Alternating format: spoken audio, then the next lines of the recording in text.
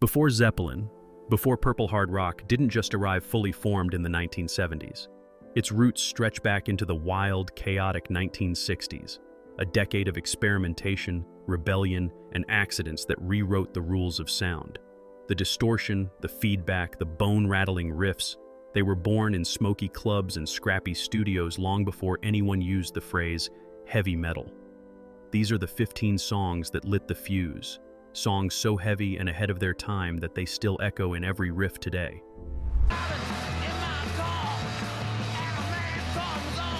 Number 15, The Rolling Stones, I Can't Get No Satisfaction, 1965. Keith Richards woke up in the middle of the night with a riff in his head. He recorded it half asleep on a tape recorder, and the next morning, rock history changed. Satisfaction wasn't just a hit, it was a sneer, a distortion-soaked riff that gave rock a sharper, harder edge. The fuzz guitar pushed it beyond pop, giving future hard rock bands a new weapon. Number 14, The Beatles, Helter, Skelter, 1968. Paul McCartney wanted to outdo The Who in sheer noise and chaos. The result was Helter, Skelter, a proto-metal storm of screaming vocals, blistering guitars, and relentless drumming. It shocked fans who expected pop perfection from the Beatles. Instead, they got something primal and feral, proof that even the world's biggest band could birth hard rock's wild side.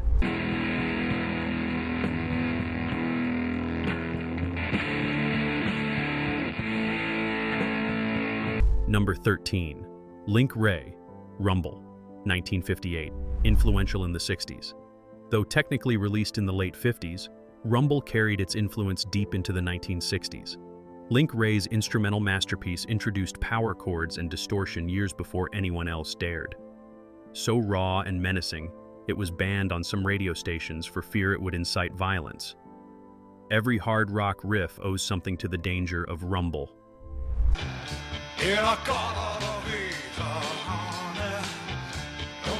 Number 12, Iron Butterfly, In-A-Gadda-Da-Vida, 1968.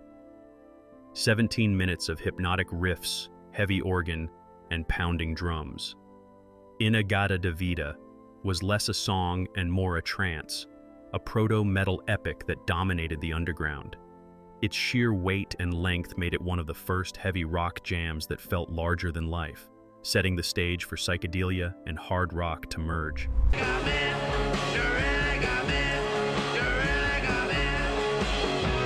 Number 11, The Kinks, You Really Got Me, 1964. It all began with frustration.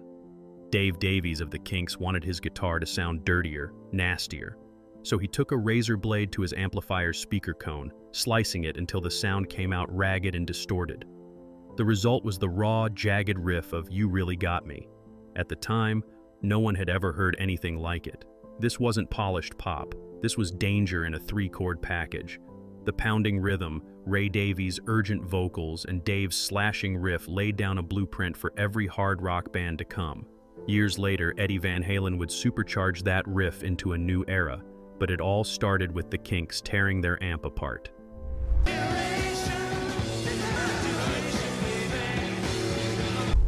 Number 10, The Who, My Generation, 1965. Few songs have captured youthful rage as perfectly as The Who's My Generation. Pete Townsend wrote it after a run-in with authority, literally when his car was towed by the entourage of Queen Elizabeth. The fury found its voice in Roger Daltrey's iconic stutter, mimicking a kid too angry to speak clearly. But it wasn't just attitude. John Entwistle's bass solo roared like a monster. Keith Moon's drumming was an explosion barely contained, and Townsend's power chords hinted at a harder, louder future. On stage, they smashed their instruments, creating chaos that became part of their mythology. My Generation was rebellion pressed into vinyl, and its energy became the seed for punk and hard rock.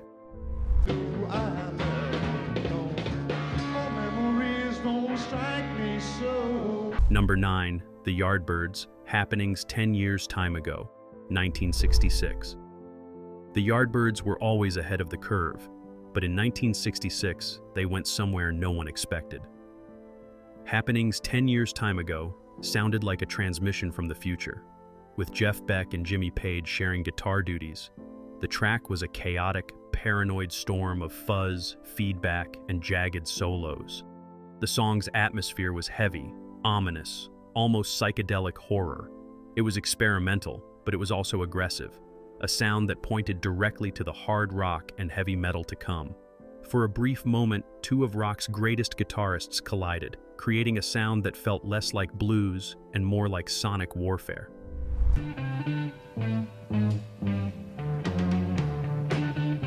Number 8. Cream, Sunshine of Your Love, 1967. Some riffs feel like they've always existed, carved into the earth itself. Sunshine of Your Love is one of them. Born from a late-night jam after watching Jimi Hendrix perform, Jack Bruce, Eric Clapton, and Ginger Baker created one of the heaviest riffs of the decade. This wasn't traditional blues anymore. This was something denser, darker. Bruce's hypnotic bass line, Baker's tribal drumming, and Clapton's thick, woman-tone guitar combined into a grinding, relentless groove. That churning riff became a template for heavy music, proof that rock could be both hypnotic and crushing.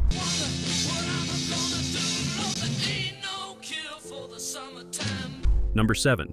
Blue Cheer, Summertime Blues, 1968. If the Kinks invented distortion, Blue Cheer weaponized it. In 1968, they took Eddie Cochran's rockabilly hit Summertime Blues and turned it into an earthquake. Amplifiers cranked beyond reason, guitars fed back like sirens, and the volume was so extreme that critics branded them the loudest band on earth. This wasn't a cover, it was a demolition job. Dickie Peterson's snarling bass and vocals, Lee Stevens' roaring guitar, and Paul Whaley's pounding drums created something primal. Some historians call it the first heavy metal recording, and when you hear it, you understand why. Blue Cheer didn't just play music, they attacked it. Looking for adventure in whatever comes our way. Number 6. Steppenwolf, Born to Be Wild, 1968. The phrase heavy metal first appeared in the lyrics of Born to Be Wild, but beyond the words, the sound itself was raw power. With its iconic opening riff and John Kay's snarling vocals, it became the anthem of rebellion. When Easy Rider hit theaters in 1969, Born to Be Wild became forever tied to motorcycles, freedom, and the counterculture. The riff was heavy, the drums were pounding, and the spirit was untamed. It wasn't blues rock anymore. It was something harder, faster, and more dangerous. Born to Be Wild didn't just give hard rock its first anthem, it gave it an identity.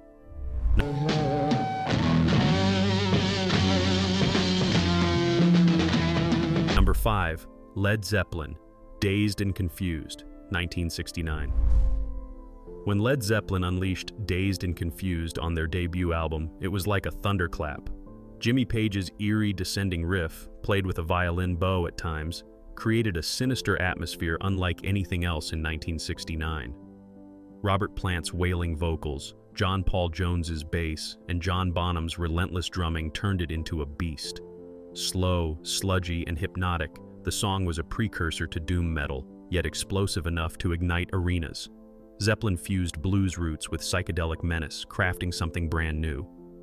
Dazed and Confused wasn't just a track, it was a blueprint, proof that rock could be terrifying and majestic at the same time.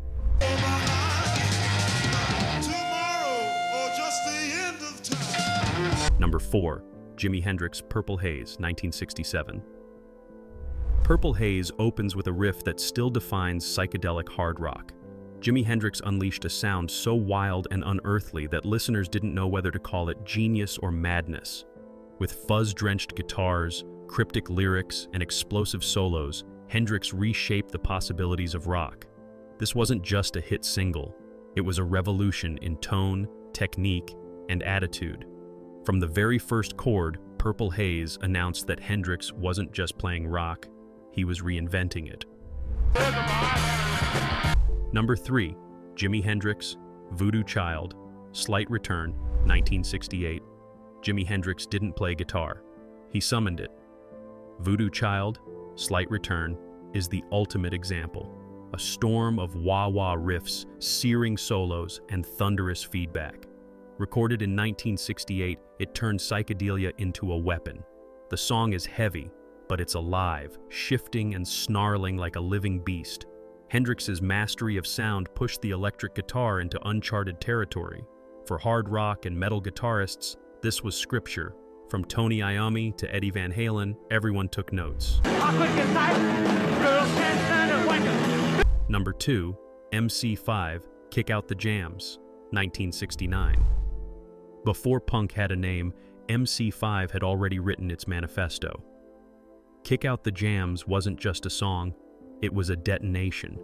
Recorded live in Detroit, it opened with the infamous rallying cry, "Kick out the jams, mother!"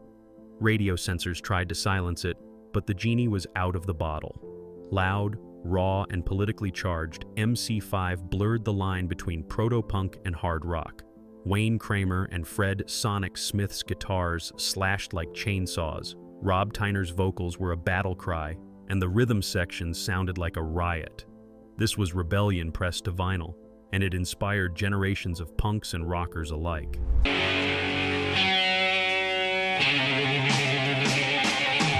Number 1, Black Sabbath, 1969. The rain falls, the bell tolls, and then that riff. Tony Iommi's tritone, known as the Devil's Interval, launched with a thunderclap and forever changed music.